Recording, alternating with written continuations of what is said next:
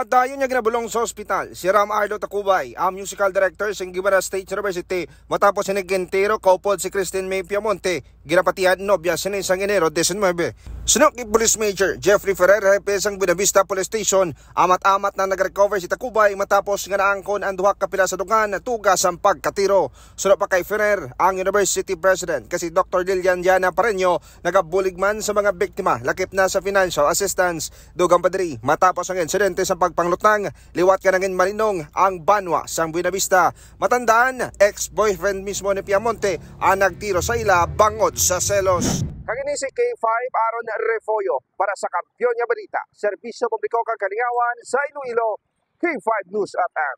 Ang ining nga balita ang ginadulong sa inyo sang DTX Coffee Mix. Himo sa natural nga sangka pareho sang amarkuso, chia seeds, sugared cane extract powder. DTX Coffee Mix. Nakakapi ka na, naka-detox ka pa. DTX Coffee Mix. Mabakal sa mga butika.